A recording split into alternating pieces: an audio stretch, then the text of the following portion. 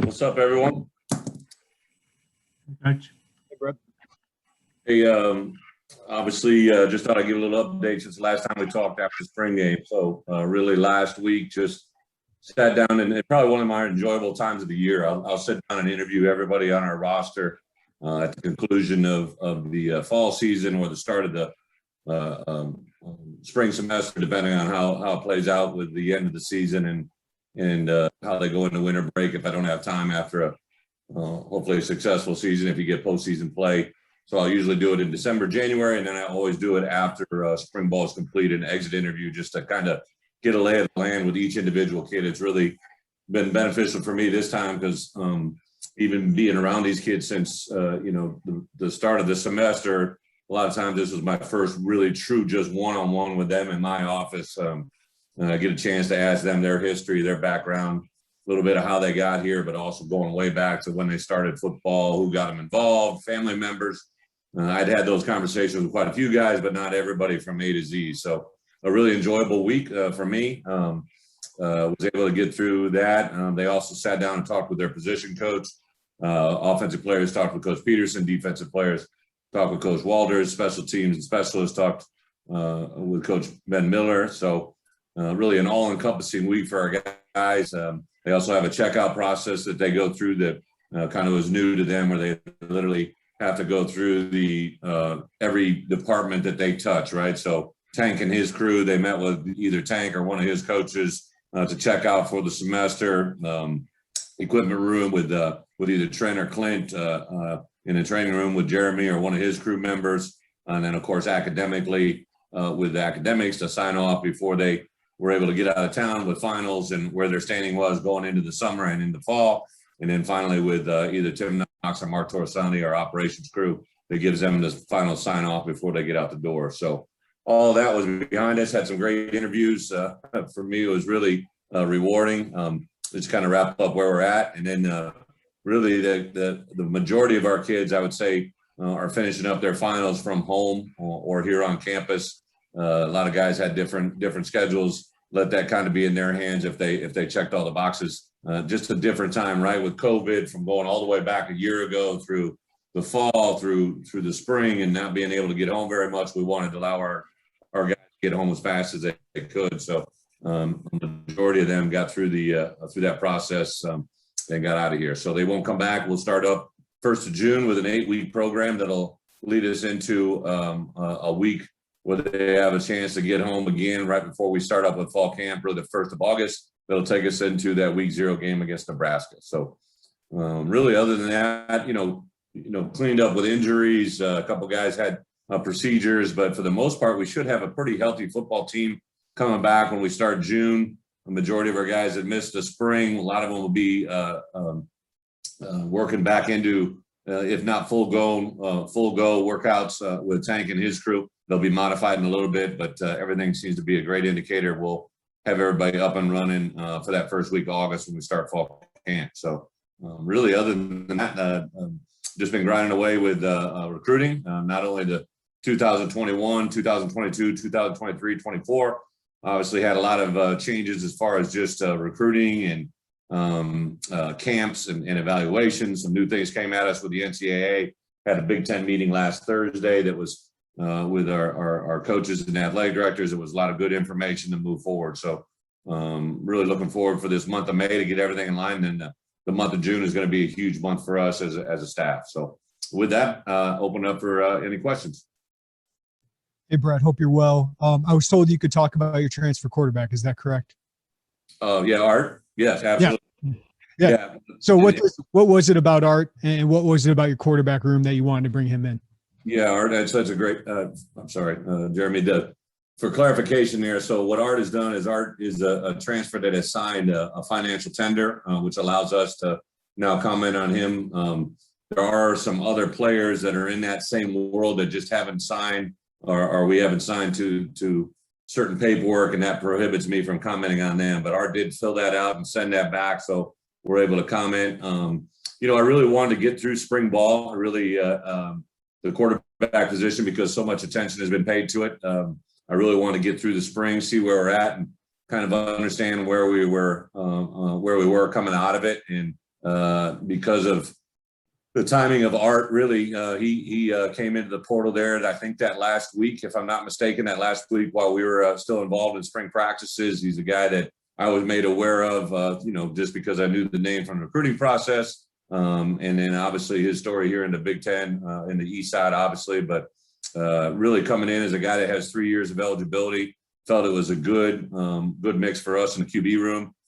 Like his, obviously, his skill set, going back to his high school days, and then obviously thrown into the fire there at Rutgers, and did some good things that you can see on film, and obviously things that he wants to move forward on. So after a few conversations with him and an understanding of where we were in the QB room, he decided to jump in, and he should be here. We're still working on the final details of that, but I think he'll be here with us from day one, starting in June, to work through up until fall camp and have immediate eligibility, just like all the other transfer rules. Obviously, that rough freshman year thrown into the fire, as you said. What did you like about what you saw the last 2 years with him? Well, I would say two things. Get a chance to meet with him, and I'm sure you guys have had certain interactions or saw him. He's a very poised, confident. He's a guy that I think is not above learning from his mistakes. We had a couple conversations about, you define moments bigger by your moments of adversity than you are by success. I think the change of venue and the opportunity to come into this system is going to be something he's very excited about. All you can do about the past is look at it, right? And you got a chance to grow from it. We weren't there with him during that phase, and he wasn't with us. Got a whole new situation to walk into here, and hopefully put his best foot forward. Excited to get another good quality person in our program. How does he impact that room with Brandon and Isaiah? How does he impact those guys? I think, again, the quarterback position gets a lot of attention. In my interviews with those guys individually, we talk about that, the quarterback position, a lot of times when you have success, get way too much praise. And when you have failure, you get way too much blame. So as a head coach, I'm always going to try to shoulder that blame for them. But I would really say the quarterback room is no different from any other room, right? So I brought in C.J. Hart to the linebacker room. We brought in Fraser Hudson to the DB room. We're going to bring in some other transfers into a tight end room. We're going to bring in other transfers into the safety room again, to the wide receiver room. I think anytime you can add players of value and bring in guys with high value as well as high character, that's going to be nothing but welcomed in the room. Thanks, Brett. Yep. Coach, I'm curious about these meetings that you have with players. Obviously, when there's the coaching change, a scheme change, there are going to be some fits. I came here to run this offense. I don't really run that. I'm this kind of guard. I'm not that kind of guard. Were there honest conversations with some guys, or do you see it like that? Or is it everyone can help? There's no fit. Is it, hey, we want everybody here and competing for spots? Yeah, Robert, great question.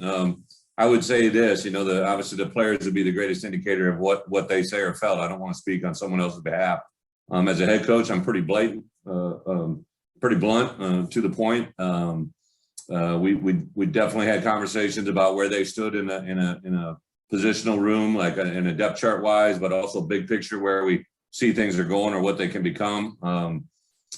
Talked really about what I saw during spring ball, but more importantly, what we think we can see in the future.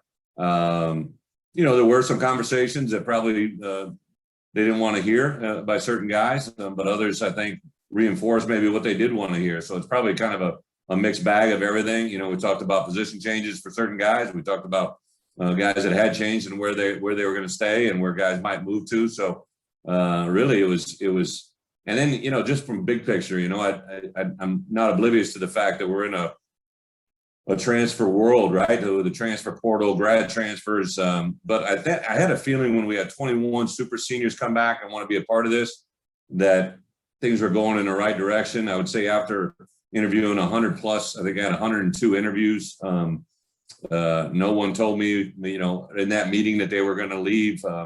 We have had a couple of non-scholarship players that are going to probably explore other opportunities, but nobody on scholarship. And I told our coaches that's a great indication of what you're building. I don't know where it's going to go. And, most of the times in transition, I look around the league and I see other schools that have gone through either transition now or in the last year and look at the transfer portal numbers at some of those other institutions. And they're huge numbers. And I think about what we're doing here and why why that's happening. I think our kids want to be a part of something and they don't want to miss it.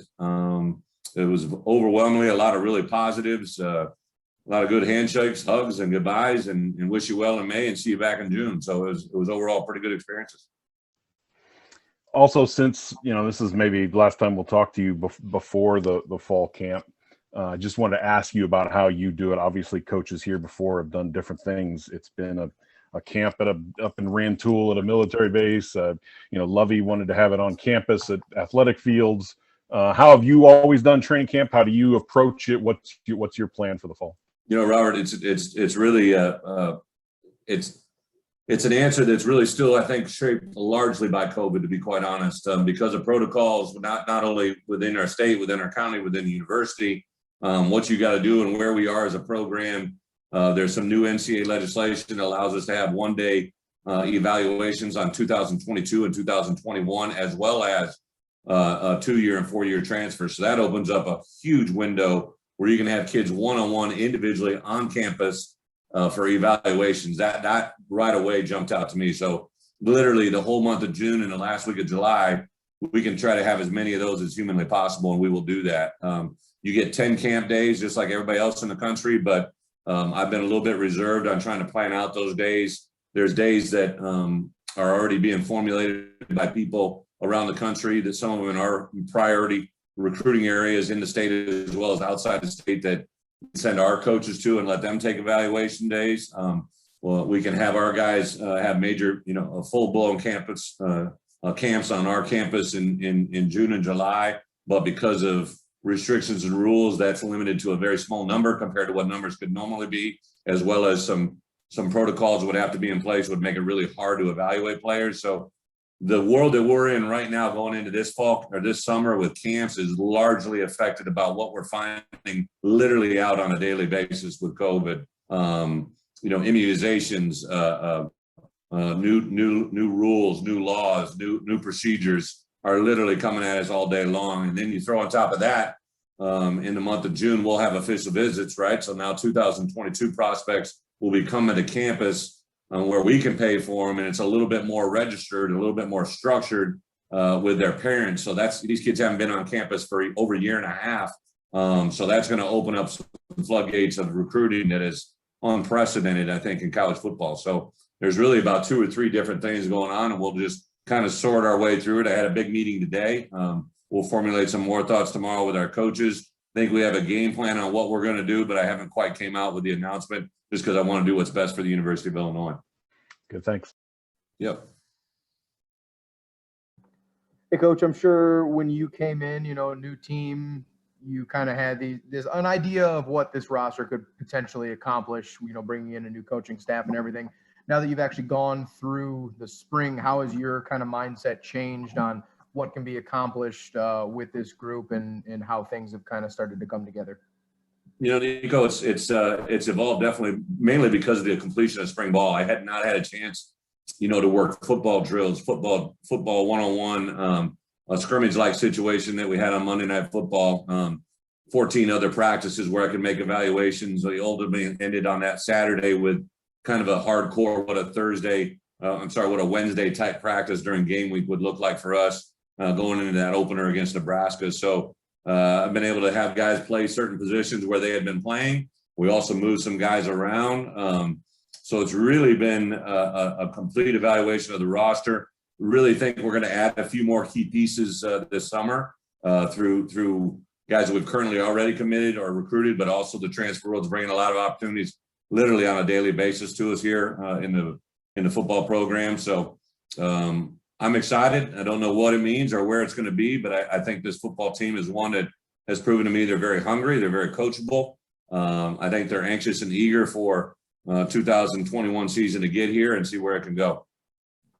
Even with some more possible roster changes pending, what would you say is a position group on both sides of the ball that really stood out to you that you can kind of, build that offense and defense success around next fall? I think O-line and D-line, it kind of always starts there, right? I mean, I think for me as a head coach, the fundamental of what we believe and stand for, you have to win the game up front. I've said repeatedly, and I mean this, right? For tough teams do 3 things. They run the football, they stop the run, and they cover kicks. So I think fundamentally for us to run the football and stop the run, that starts with our offensive and defensive lines. There's no doubt. And then to cover kicks, that's really your punt team and your kickoff coverage unit. Those guys, those units involve guys that can run with intensity and make tackles. So that'll be the foundation of it, but just looking at, position changes that took place this spring. Well, Beeson will stay at wide receiver. Marchese will be at tight end. I have asked Cooper Davis. He's going to move from outside linebacker to tight end. Cumbie will stay at running back. Caleb Griffin will stay with the wide receiver kicker combination. Mark Mondesir will be outside linebacker. Ben Schultz will be at outside linebacker. Preston Engel will be at tight end. Dylan Thomas will be at safety. And then obviously the addition and transition of some transfer in the coming weeks will be a big deal. So I'm excited where that's at. And it's definitely a group that, saw some things that they did, made some suggestions to guys that won't, about moving positions, and they jumped at it and for the most part converted on a big scale. Thanks, Bret. Yep. Hi, Coach. Good to see you. Back to the quarterback position real quick. Can you walk me through the process of you and Coach Peterson looking at the position group this spring, why you felt you needed to add someone from the portal, and then among those position changes, you didn't mention Isaiah Williams. What's the specific plan for him? Is he going to play quarterback or move to a different spot? No, that'll be. I've had a couple conversations with Isaiah, and he's going to announce it on his terms. But Isaiah will be a wide receiver for us moving forward. So that kind of obviously changes the dynamics of that room. Really thought that throughout the course of the spring, BP really did a nice job of adjusting to this offense and what we were asking him to do, highlighted by what he did in that Thursday night. But I let him have it pretty good on a couple of those practices after the spring game, because he's nowhere close to what we need to be, just consistency where the ball needs to be, how we got to get things done and bring things out of him. So I'm really excited where BP's at. But to bring in a guy that's played in the Big Ten, a guy that's been in this league with Art, I think can obviously bring immediate competition to that room. Isaiah with his transition to wide receiver, it was just something I think that he and I discussed and eventually evolved to. And then when we got done with the game, he just wanted to kind of go out and take a couple of days to look at it. It was very impressive in those 3 practices after the spring game. And he decided to make that move, that transition. I know he's going to get that out there on his own terms. Let him comment to that. And then really with the rest of the room, with Deuce, with Matt and with Karan, talk very openly where they're at and what they can do. And obviously with Isaiah gone, that changes that room dynamically for them coming into fall camp. And we'll just kind of see where that plays out from here on. And you talked about still taking a look at the portal through the course of the summer. I don't know if you can answer this question or not, but are there some other specific position groups that you're looking to enhance a little bit before fall camp opens up? Doug, we're constantly always looking for players that can help us win a Big Ten championship. I think there's 3 priorities I always look for, right? Someone that is a position of value for us, somebody that, not only the thing about these transfers is now you're looking at 1 year, obviously, but you majority of these guys are 2 and 3 year transfers. So they can give immediate value or depth at a position maybe that wasn't, developed as full as we had hoped. Or after spring ball coming out of it, we need a little bit more here or there. It also can be specific things like if you're looking for a certain type of wide receiver, if you're looking for a certain type of tight end or a certain type of DB or a certain type of inside linebacker, you can get very specific on the pool of guys that are in there. So that's the first thing. The second thing is anybody that's from the state of Illinois or really in our surrounding area that we can kind of consider in-state, even though, we may, an area might be not typically within the state lines of Illinois, but we treat it like an in-state recruiting area for us. That is one that always jumps out to anybody that's from Illinois that can help Illinois win a Big Ten title will definitely be open. And the third thing is they just got to, stand for a certain level of what we expect in this program. I think when you bring somebody in as a transfer, you can't have the guys that you've recruited or the high school players you're recruiting looking around saying, where did this guy come from and why is he here? I think it has to make sense on every level with not only our players and coaches.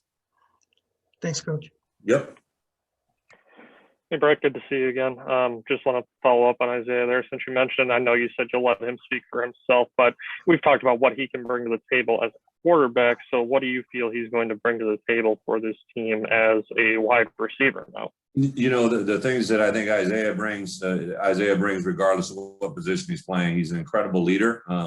He's got great magnetic energy. Anything that I've seen him do, he just does it with a lot of intensity and attitude.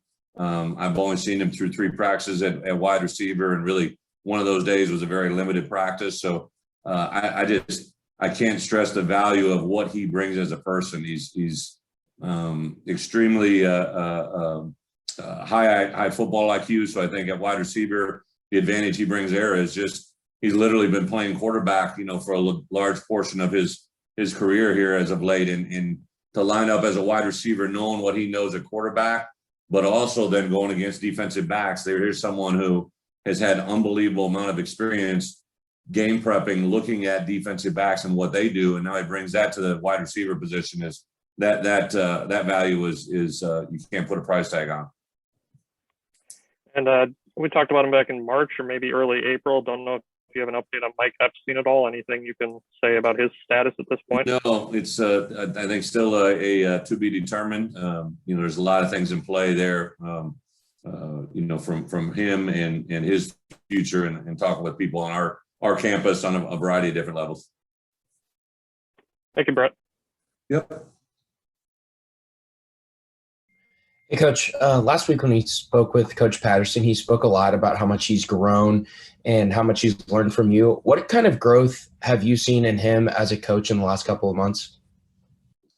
Well, you know, first and foremost, I would say the flip side of that, as a head coach, I've learned a lot from Coach Patterson. I think as a coach, one of the great things you can do is hire a group of 10 assistant coaches that make you better, right? And Corey has been no disappointment in that regard. He's got a vast amount of knowledge, especially I think when we're talking about relationship with high school coaches and you know, recruiting. It's obviously he's been able to recruit his entire life, whether he was in youth league football, high school football, or now in college football. He's got a great way of relating with people. I think the part that I've been impressed with is you know, switching to now the running back position. You can see the daily detail. I literally got a printout every day in my box or a lesson plan of what his intention, what his goal was on the running backs that day during individual periods. We would watch them, look at them, observe them. Just a lot of detail to that.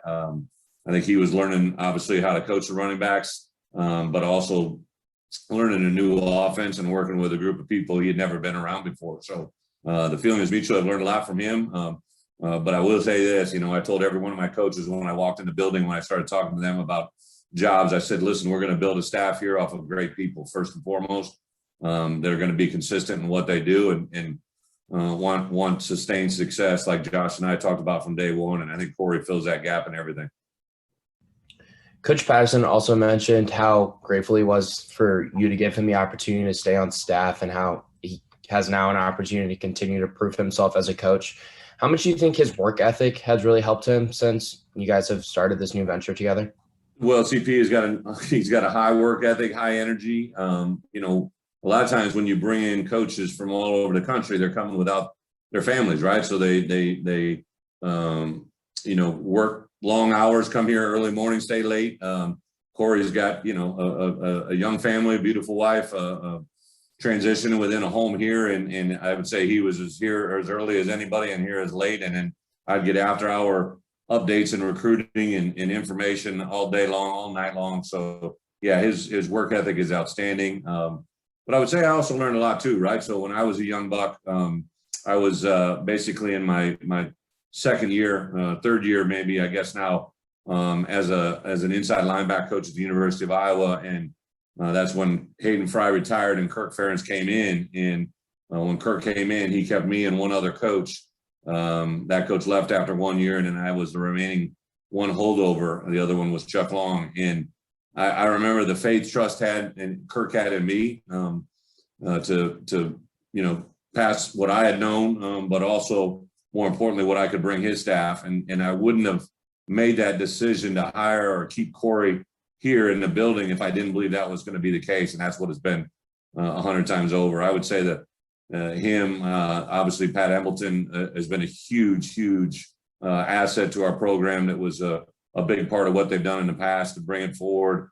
Tim Knox, guys in the equipment room with Trent and Clint, with Jeremy in the training room. There was a lot of guys that we were able to retain and keep in the building here that had a huge effect on what we've been able to get done to this point.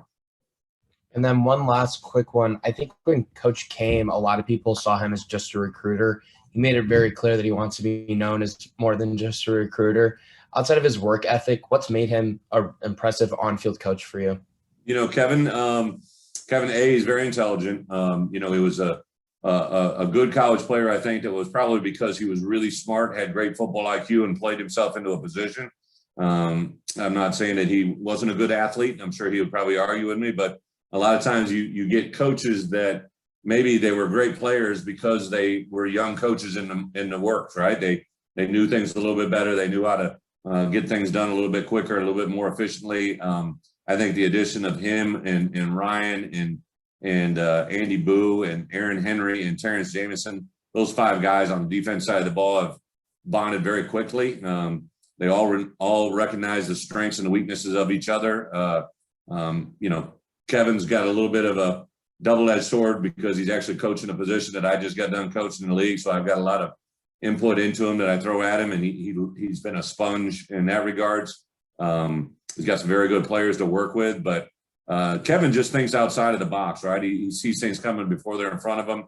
He's got good vision, relates really well with players. He's a high-energy guy that brings great passion to his room. I think our players recognize right away he's a guy they want to be around. And then I would say this, offensive players gravitate to Kevin just as much as the defensive guys. And that always says something to me as a head coach to kind of see that transition from both sides.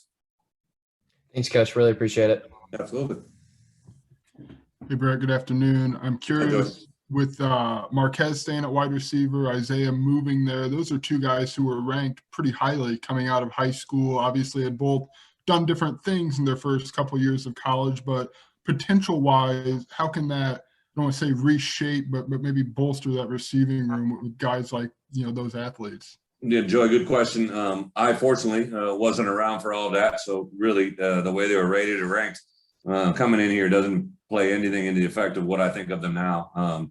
I think it was very easy to see with Beeson, especially during winter conditioning, just seeing him move even though they were in defensive drills, you could see a very fluid athlete, very intelligent player. And I think the one thing that Coach Mitchell made reference to right away is that Beast is a guy that literally as soon as he came in the room, he just got it very quickly. He's got that it factor to him in the wide receiver room, comes a little bit more natural to him. I think he wanted it, which greatly factored into it. But I would say Beast, and he wasn't quite there physically yet. That's why we couldn't play him a little bit more in the spring game. He's a guy that, the stock value is high in. I think you would think that he's got a lot coming at him in a short amount of time with great potential at a new position. Isaiah is extremely gifted, athletic, quick burst. They both kind of have different skill value. Yes, they're both wide receiver, but in our system, there's really 3 to 4 different wide receiver positions, and each one of those guys kind of fits a different mold. So they won't be stacked on top of one another, but I think both of them have a lot of value in our offense. And then I'm curious with these exit meetings, you mentioned being a little just blunt, I guess, with some of these guys. Do you shape like the conversations with specific guys? I mean, I know you've only known them for 4 or 5 months, but do you kind of pull back on some, or is it pretty much a straight baseline across the board? It's probably pretty straight. Really kind of just talk about, I usually always start with academically. We meet every Thursday with our academic people. I have an academic report in my hands every Thursday that is most up-to-date information on a weekly basis. It also, so the report I was working off of was from last Thursday, but we'll get daily updates at 2:00. So literally every day I get feedback on where they stand academically, because our number one priority is for them to, obviously have academic and athletic success here. So that's usually a breaking point. Then I'll kind of go into what got them here, right? If I didn't know their story, family background, parent background. We have an Illini Mother's Week going on right now. So we'd ask a lot of these guys to, if they would wanted to express a Mother's Day message to their mom, both through social media, through our Illinois football webpage. So it kind of brought that full circle, just a conversation there, what they were going to do in May when they went home. And then I would kind of come back to football, talk about where they were, where we got to go, and any specific points. Like if we think a guy needs to gain a few pounds, if we know a couple got to lose a few pounds, if we feel one needs to make a little bit more emphasis on football IQ. I give guys specific projects, maybe players to watch or players to observe or specific areas. Certain guys, and maybe a quarterback, I'll say, hey, let's concentrate on learning the offense by personnel groupings, by concepts, rather than trying to memorize things. So everybody kind of has their own detail. And then after we were done, I literally sat down and went through 100 plus meetings with our position coaches. And I go through the meeting with the coaches, and all the coaches hear all the different meetings, so even though Kevin Kane's coaching outside backers, he heard about the quarterback meeting, he heard about the wide receiver meeting, he heard about the O-line meeting. Because when you have a player and all of a sudden you maybe hear something getting reinforced from a coach that's not in your room, usually, and especially a positive reinforcement, that goes a long way to confidence. And that's probably what we do more than anything. And then if I could, one more, you mentioned the Mother's Day thing you have going. I know you've been hesitant to see your family over the course of the last, year or whatever. Do you have plans? I mean, A, living closer, B, as we get a little more open as a society? Yeah, actually, the week after Easter, I was able to go home and see my mom and dad. They had both been vaccinated. I had been vaccinated and had gone through a little make sure everything is right there. So we were able to get home and see my parents and make a little 2.5 hour trek over to P-Town, and didn't see anybody but them. I wasn't able to see my other siblings, but here at the end of June, my parents both celebrate their birthdays the last week of June, and their anniversary is July 1st. So right before my oldest turns 4 on July 8th, we'll get back home for about a 3 or 4 day window there. I'll hopefully get a chance to be around. My mom and dad's 60th wedding anniversary was last year during COVID. We weren't able to celebrate it as a family, so hopefully we're going to be able to do that with all the proper things in place. So, yeah, we're getting a little more family time, and I really encourage our kids as well, right? So they went home. A lot of different things swirling around right now, from immunizations to COVID testing to all the things that are going through their minds when they go back home. So a lot of things could change before June 1 when they come back. Thank you, Bret. Yep. Coach, you said 60 years?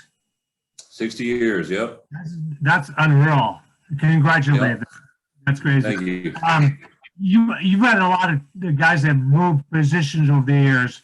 Who's the one or two guys that jump in your head? Well, guess what? But that really made that great transition, like you're hoping these guys are going to make. Are you talking guys here or? Guys before. You guys before? Yeah. There's a couple that jump out to me. One of the first ones I'll never forget. I had a young linebacker that was actually a walk-on for me. He was a linebacker that we got to walk on at the University of Iowa. He changed directions really well. He was unbelievable burst. He was really good on special teams, but he couldn't read a guard pull to save his, he just couldn't see things as they laid out as a linebacker and needed to. So when Kirk came in, I just said, hey, I think this guy could transition to tight end and be pretty good. And his name was Dallas Clark. Went on to be one of the best tight ends to ever play in the league. And it just right away showed me like someone who couldn't get on the field as a linebacker. And it wasn't like we had a lot of depth issues or anything. He just didn't process it. As soon as the thing that jumped out to me is Dallas was incredibly gifted in speed, IQ, and football awareness with the ball. Like he caught everything. And it was literally, he went from being a third, fourth inside linebacker struggling to get on the field except for special teams to a standout tight end. And it showed me how quickly someone could change the math on what they were doing. And the next one was a young man, Chris Maragos, was a guy that we took as a transfer from Western Michigan at the University of Wisconsin. He was brought to my attention by a kid by the name of Luke Swan. We weren't recruiting him. Luke brought me a videotape. They had gotten together at a basically a Christian-based summer camp. Gave me his tape, watched his tape. I actually reached out to Bill Cubitt, who was the head coach at Western, asked about him, and made the decision to accept him as a transfer. He was a wide receiver. He was doing everything right, everything you would love in a wide receiver, except for he couldn't catch a cold.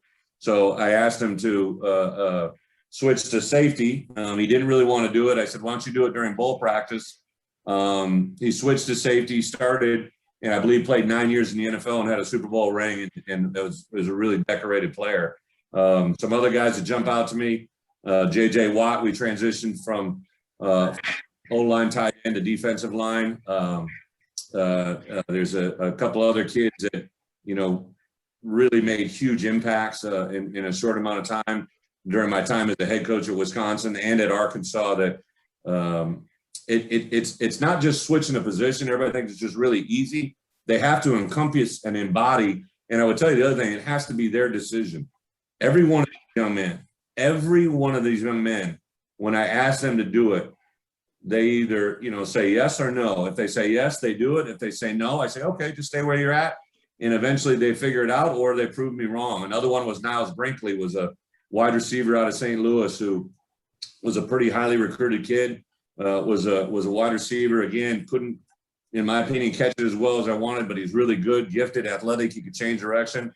We moved him to corner. He ended up playing and starting and got a shot in the NFL. So a lot of different things come to mind, but it has to be their decision. I think anytime you try to force somebody into a decision, it never works. So Isaiah was really receptive to this. Good to go. What's that? Was Isaiah receptive to this? Really, it was good to go. 100%. It was something that obviously as soon as I came here, everybody talked about. He and I might have had a discussion early on just about what the opportunities were, but I said with him, I said, let's roll a quarterback, see where we go, and literally never had another discussion about it. There was one day in the spring where I knew he was just he wasn't being him. I saw a guy that wasn't being happy. He's a guy that's happy every day I'm around him. We had a brief conversation, said, let's just continue to roll to see where we're at. And then after the spring game on that Monday night, he and I had a conversation on Tuesday. He said, let's jump into this world and see where we go. And the rest has been history. And I think when you get a chance to hear his side and get a chance to visit with him, you'll see how excited he is. I got one more real quick, Coach. You had a couple of spring games this last Saturday. Did you get a chance to watch those games, and how much does that help? Well, fortunately, there's this thing called DVR now where you can actually record all on TV. So I didn't. My Saturday was on the Chicago River with my beautiful wife, spending a day with her. So I love the Kentucky Derby. So we were watching the Derby on my iPad, and then got a little quiet room for her and I to watch the Derby together. And then we ironically had it on the wrong NBC station, so I actually missed the damn Derby, the actual running of the race. But it was well thought out. So we caught that on video replay. So thankfully that worked. Thanks, Coach. Thank you. Bret, condolences for missing the Derby there. 2 minutes. My wife picked the winner though, so we made money. That's all good. Okay, that's great. Just to clarify, did Isaiah come to you, or did you come to him to switch positions? Well, I would say that as a coach, you recognize when a player wants to talk, right? And I wouldn't say it was me coming to him or he coming to me. I could just see where his mind was, and when the opportunity came for us to sit down and talk together, it wasn't like I summoned him in and said, let's do this or anything like that. I think I just laid out what was in front of him, and he's the one that, eventually said, Coach, I want to do this. And I double checked 2 or 3 times. This is what you want to do? He said, absolutely. Let's see where this can go. And I don't want to put words in his mouth. I'll let you guys, have a conversation with him. But I think he's very excited, to say the least. Are you more encouraged by what you saw in the players fitting into your system through spring ball, or do you feel like there's a wide gap there of where you need to be in heading towards the fall? Yeah, I'm very excited where we took them, where they worked. I thought I couldn't ask for a daily approach. There might have been a day, maybe a day and a half, where I felt I had to get in there and speak a little levity to them, to let them know I wasn't happy where we're at. But for the most part, the 2 senior classes led really, really well.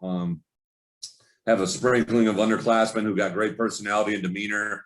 I thought our guys, came to work every day. There was not a lot of any pushback or any negativity from any position group or any side of the ball that I saw. Just guys extremely excited to work. It was interesting, I would say. In the past, apparently they hadn't maximized their allotment of days, 15 spring days. So everybody thought there was a point early in the spring during a winter conditioning period where I had built up that we were going to have a pretty intense Saturday, and I took them bowling for the afternoon and kind of gave them a little cookie, you know, gave them a little love and let them get out of the building. And then for some reason they thought I was going to do the same. So that last Saturday morning practice, it was actually OC came in my office Friday. He and I would usually watch film together on Fridays, and we were watching a NFL comparison tape by taking outside backer. He and I go through a little film work, and he like looked at me and he goes, "So is tomorrow like a late April Fool's?" I'm like, buddy, tomorrow is, you know, April, whatever day it was. I'm like, no, April Fool's is behind us. He's like, oh, okay. And he's smiling. I'm like, I can promise you tomorrow is not going to be a day off. So we had a little coming to Jesus meeting with that, and had to tell everybody that we were practicing on Saturday, and they did it. But really, I think it's been a fun growing experience for them to get to know me, for me to get to know them. And now we'll get the month of May to take a moment. And then I couldn't be more excited for June and July. And then really for August 1st to get here and hit the ground running. Thanks. Yep. Brett, it's my understanding the Division I Council meets in a couple of weeks here. I wanted to ask you about what is being referred to as the 9-8-8 model of how these 25 fall practices could actually work. You're shaking your head like you know what I'm talking about. Yeah. Thanks. Yep. Do you think that's coming for this fall, or do you think that could be pushed back? But are you prepared for the 9-8-8 model for this fall? You know what? I'm a big believer in, and I think you guys have heard me say this, just kind of like going into this. I'm not going to say it's the same thing, but it's kind of like when I came here, right? Everybody, you know, it's these COVID rules. It's such difficulty. It's this, it's that, and you just got to flip it, right? Whatever the rules are, just tell me what they are, and I'll try to maximize them or use them to our advantage. And if it ends up being a 9-8-8 model in the fall, that's what it is. And if it ends up being a fall from now, that's what it is. One of the great things the NFL experience gave me over the last 3 years, especially the last two, was going into both out of season and fall camp. They had kind of done the same thing already. They had really modified the amount of contact we could have as coaches with the players, the amount of acclimatization, the amount of contacts, the amount of non-padded practices. And as coaches, your coaches are always like, you know, everybody's getting old school and they want to argue with everything that comes in. I just kind of play by the rules and see what it is. Everybody's going to have to play by the same rules. I do think the college game, because there is such a developmental window, the more practices you can have, the better it'll be. I think at the NFL, when you get to a certain level of playing, there's only so much ability that you can continue to grow during fundamental and developmental work. But in college, that growth spike is so big. I would like to have as many practices as they will allow us over a longer amount of time.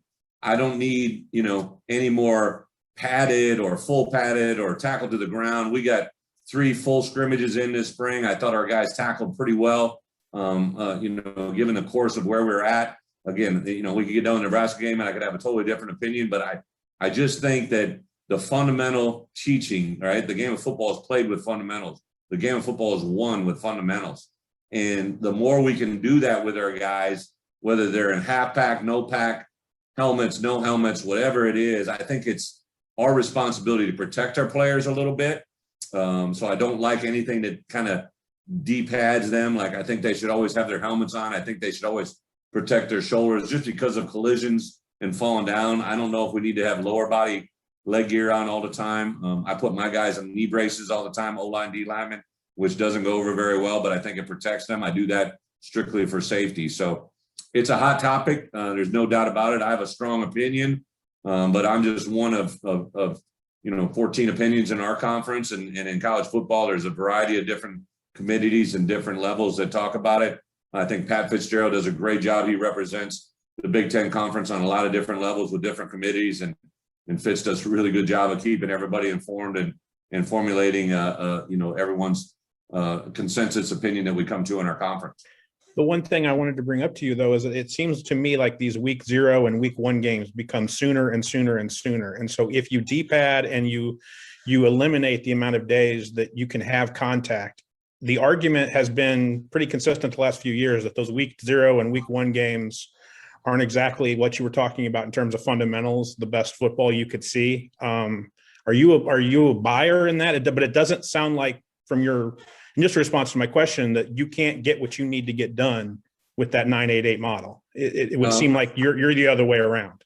No, I think you're trying to write your article. I didn't mean it like that. What I was saying is, right, when we get the days, I'll just play by the rules. Actually, in week 0, we get to go earlier than everybody else. It doesn't change our amount of days, right? So whatever the days are, but there is some proposals out there. So the 25 days that we do get, whether they're going to be in a 28-day window, a 32-day window, or a 35-day window, that's what I mean. Like I think that, to go more than 6 days, 5-6 days in a row without a day off can be detrimental to your players.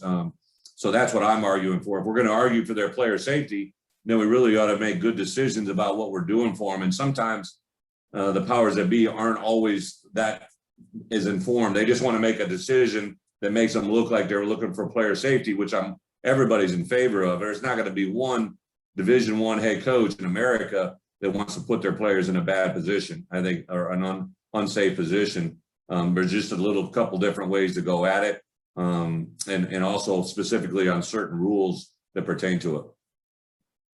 Thanks, Bret. Appreciate it. Yep. Hey, Bret, when Calvin Hart Jr. announced he was transferring to Illinois, I think a lot of people assumed that because of his past as an outside linebacker and a really good rusher, he'd fit into that kind of mold. But it seems as though he's been practicing and fitting in with that inside linebacker group. So what was it about his skills that you and the coaching staff saw that made you guys place him there? Andy, right, so he actually played both. When he was at NC State, they kind of played a hybrid position as well. He played a little bit off the ball as well as on the ball. And then what we do here fits right into that. And then also, you got to keep in mind too, when we were going through our spring drills here, we probably had 3 to 4 true inside backers that'll be in that rotation that weren't participating, So, there's a number of guys that will be added to that group in the fall at the inside position that can bring a little bit more depth. So CJ's been absolute blessing. Great demeanor, high football IQ, very coachable, great motor, bring in outside juice. Here's a new guy that came in that I think automatically related to a lot of our guys in the locker room. He really, really great environment from his mom and dad, the way they raised him to the things he did at NC State. So couldn't be more pleased. And the thing that he does bring is exactly what you hit on the nail on the head. He kind of can play both on and off the ball, which only brings value. Awesome. Thank you. Yep. All right. Thank you, everybody. Thanks, Bret.